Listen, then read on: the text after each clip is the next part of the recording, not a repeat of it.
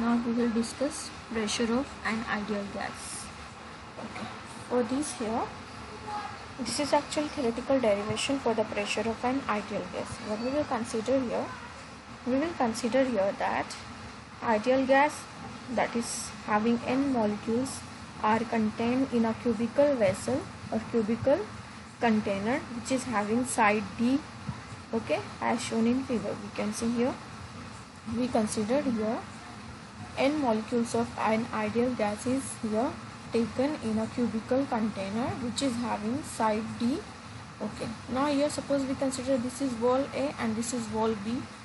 Okay, now here as we will apply assumptions of kinetic theory of gas here, that is each molecule of gas will have same mass, okay, because all the molecules will be identical here.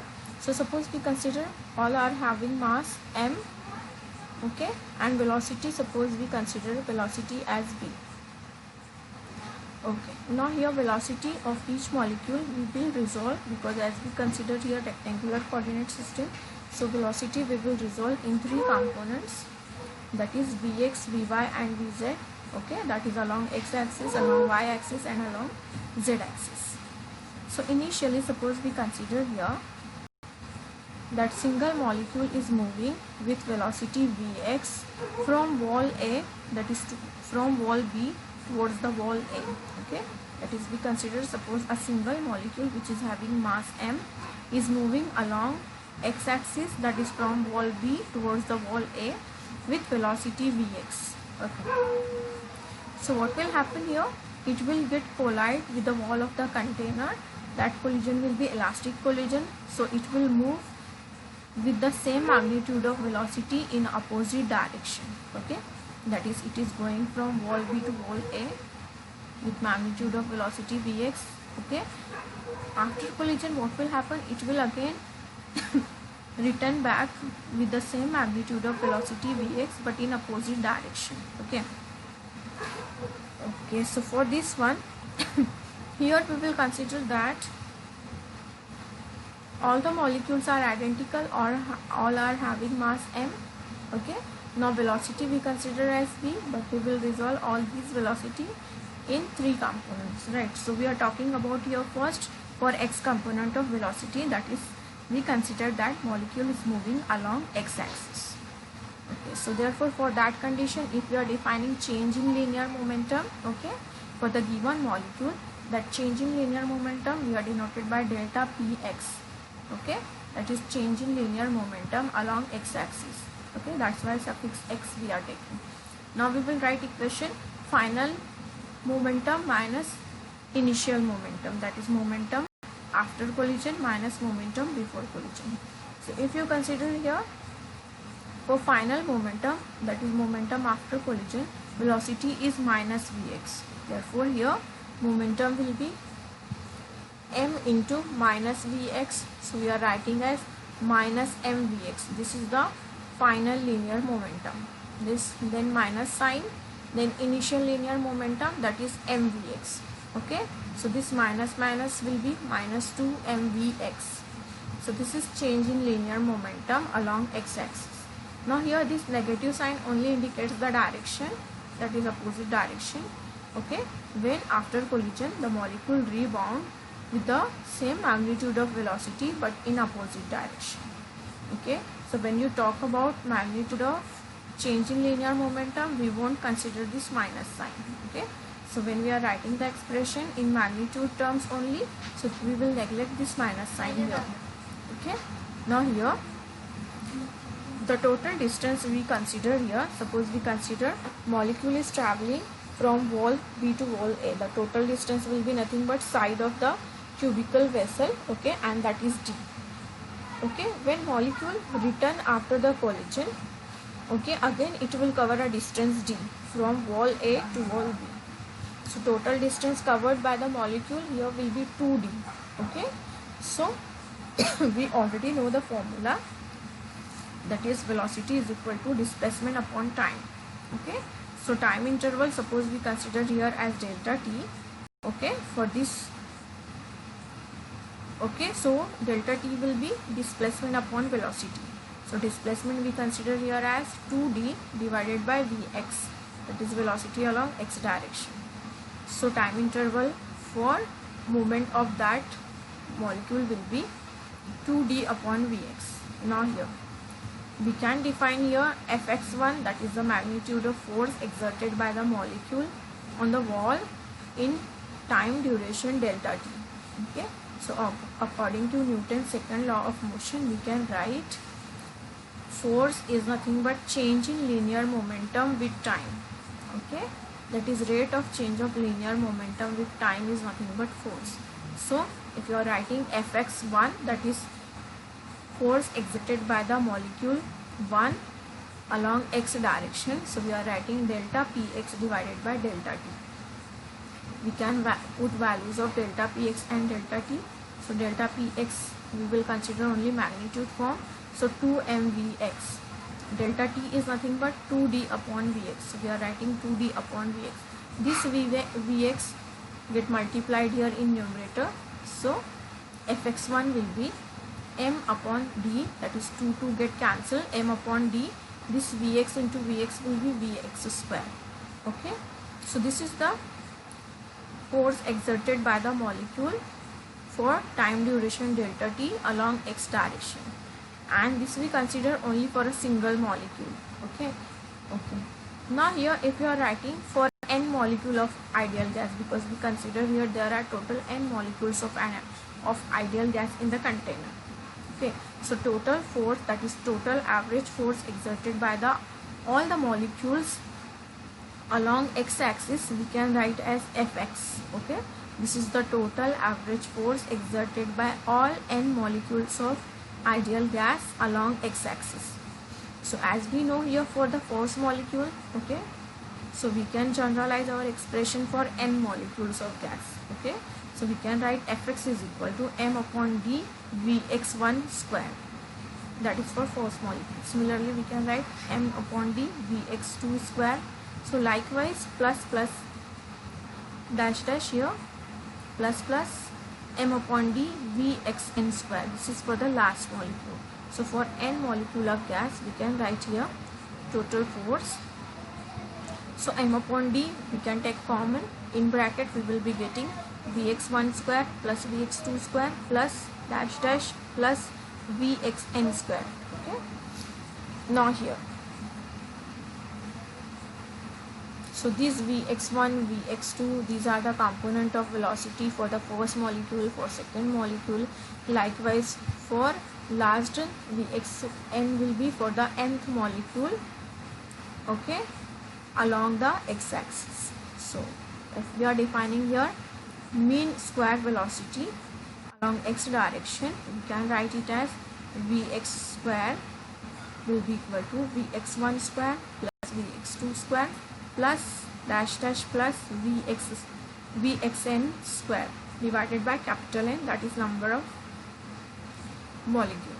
So this we are writing according to the definition of mean square velocity. Okay, so this numerator term will be equal to this n, you can multiply this side.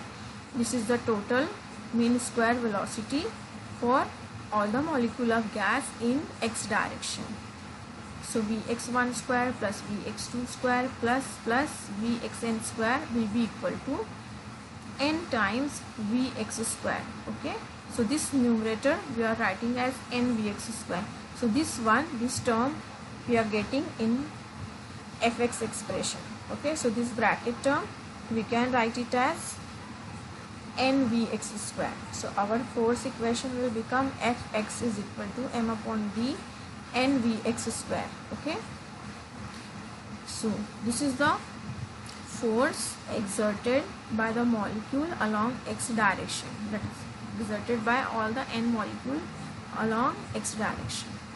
Okay, now this, as we consider here, suppose we are taking vx square, that is the component of force along x axis. So we can define here similarly resultant velocity, that is mean square velocity. Total value will be vx square plus vy square plus vz square, that is mean square velocity along x direction, along y direction, along z direction. Addition of all these we consider as v square. Okay, Now here, as we consider, these are the molecules of ideal gas. Okay, so they will be completely in random motion. So we can consider Vx square will be equal to Vy square will be equal to Vz square.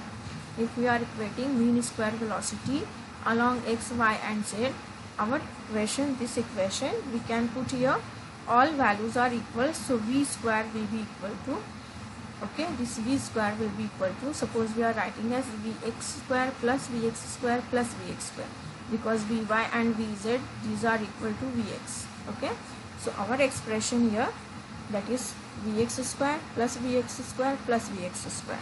Okay, as we are taking condition, Vx square is equal to Vy square is equal to Vz square. So this will become 3 times Vx square.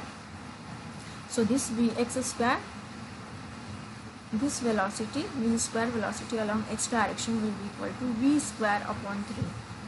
Okay, so total mean square velocity divided by 3. So the total force exerted on the wall in all direction F will be equal to, that is, now we are writing total force. Okay, from the force along x-axis we can write here total force. So total force will be m upon d n times Vx square. Okay, this is our expression.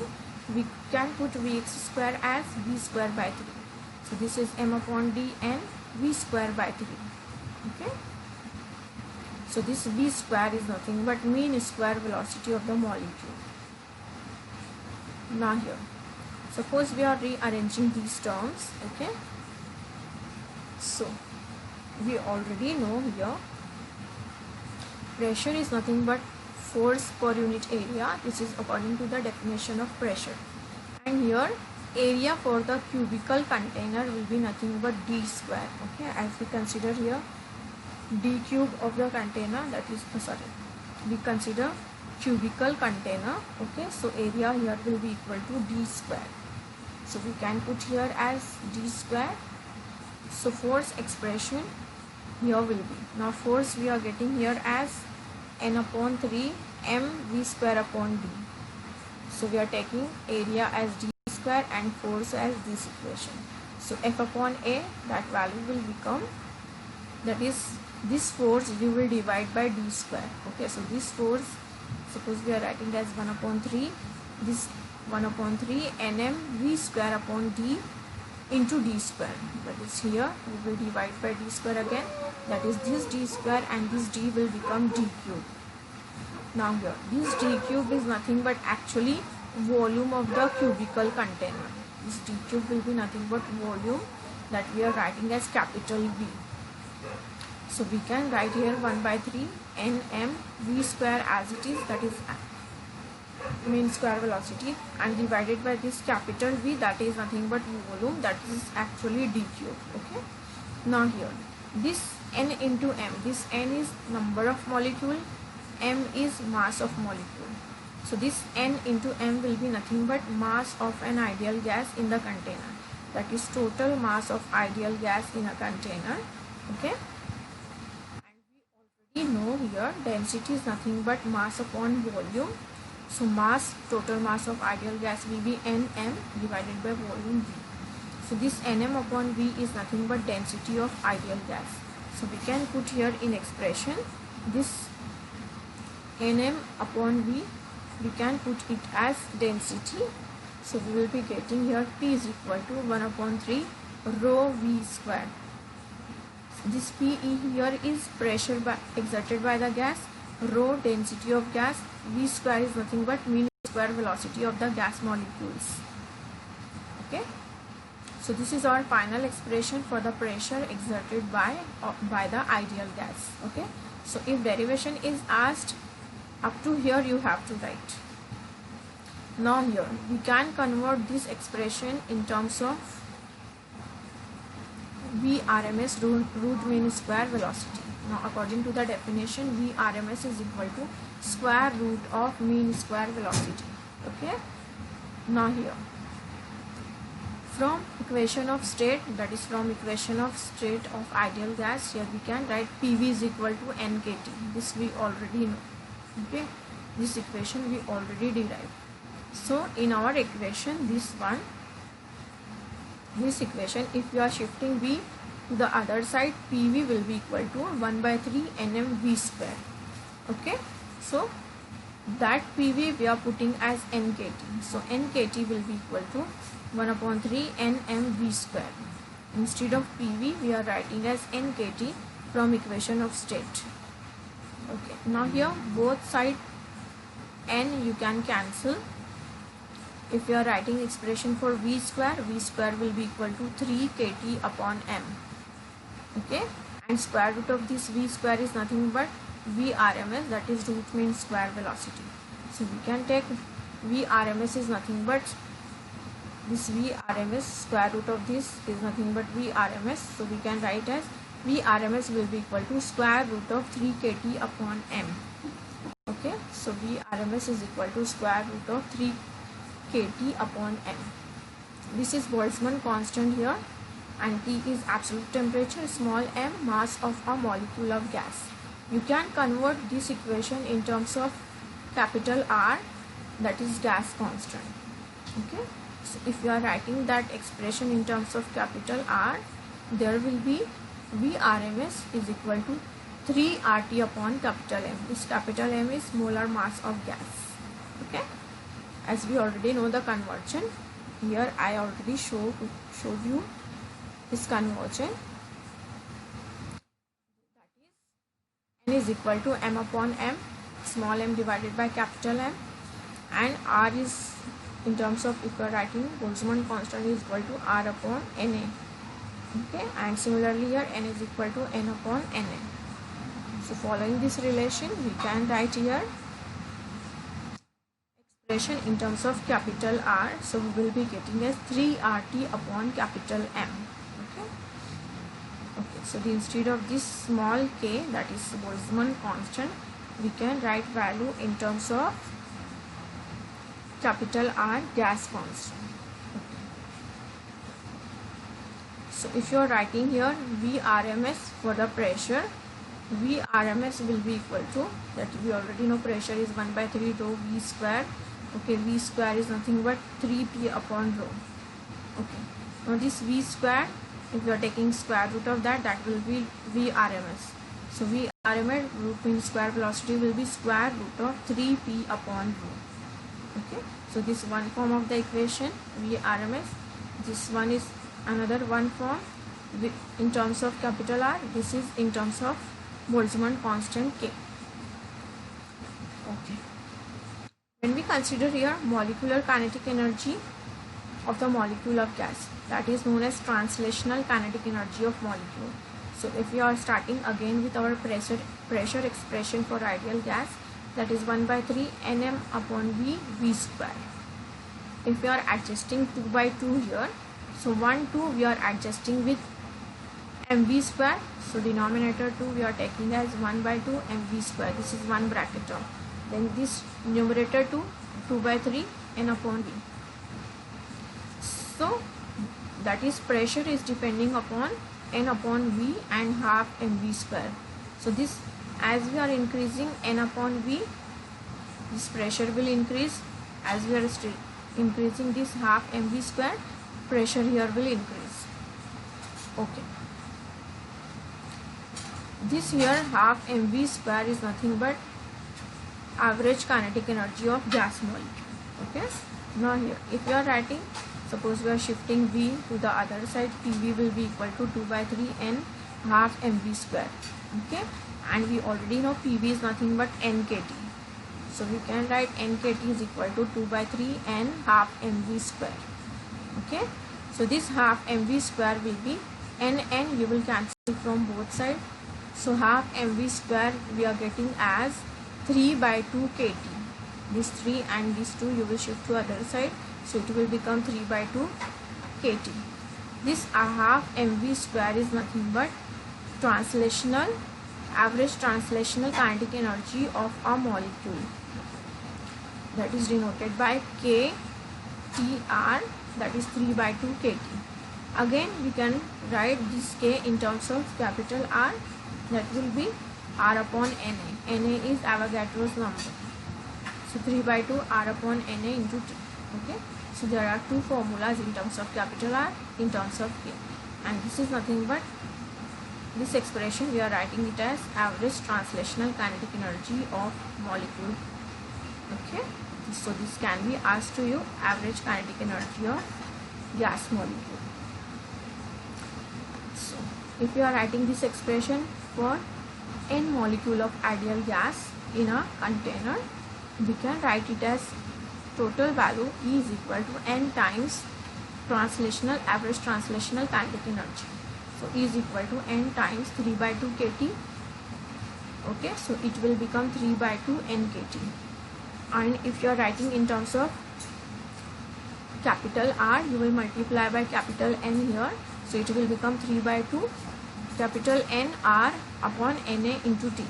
And this capital N upon Na, that is number of molecule divided by Avogadro's number, that is nothing but number of molecule small n. Okay, so that will become capital E is equal to 3 by 2 nRT. So this form of equation you have to remember this formula in terms of Boltzmann constant, in terms of capital R, that is gas. Here we can define specific heat capacity. So the specific heat capacity of a given substance. Okay, so we will consider here, suppose we are taking a substance which is having mass 1 kg. Okay, so we are taking substance 1 kg. Suppose you want to increase the temperature of 1 kg of substance by 1 degree Celsius, you will require certain amount of energy to increase the temperature by 1 degree Celsius, and that energy is nothing but known as specific heat capacity. So the definition here is the specific heat capacity of a substance is the amount of energy required to raise the temperature of 1 kg of the substance by 1 degree Celsius. Okay, so this specific heat capacity is nothing but amount of energy which is required to increase the temperature of 1 kg of substance by 1 degree Celsius. If we are writing expression here, this delta E change in thermal energy is directly proportional to mass and directly proportional to change in temperature. And proportionality constant here is M, which is nothing but proportionality constant here is C, which is nothing but specific heat capacity. So C will be equal to delta E upon M delta theta. From this formula we can write SI unit for specific heat capacity. So that will be change in energy, that will be in joule, upon mass, that is per kilogram, delta T, delta theta, that is degree Celsius. So SI unit will be joule per kilogram degree Celsius. Okay, so we can define here specific heat capacity at constant volume and at constant pressure. So the amount of heat, same definition we will repeat again here. Okay, only the term we will be adding at constant temperature, and here we will be adding at constant volume. The amount of heat required to increase the temperature of 1 kg of substance by 1 degree Celsius by keeping pressure constant is called specific heat at constant pressure. Okay, so we are adding, in previous definition we are adding by keeping pressure constant. So that will become specific heat at constant pressure. In the same definition, if we are defining at constant volume, we will be adding the word by keeping volume constant.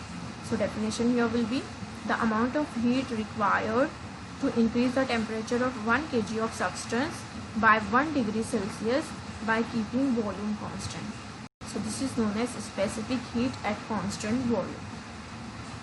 Similarly here, we can define molar specific heat. Molar specific heat and specific heat capacity, what is the difference? There we consider 1 kg of substance, here we will consider 1 mole of substance. When you consider 1 mole of substance, that is known as molar specific heat. So here definition will be same. Okay, only here we are changing instead of 1 kg we are writing 1 mole of substance. So the amount of heat required to increase the temperature of 1 mole of substance by 1 degree Celsius by its molar specific is known as molar specific heat. Okay, again molar specific heat we will define at constant pressure and at constant volume.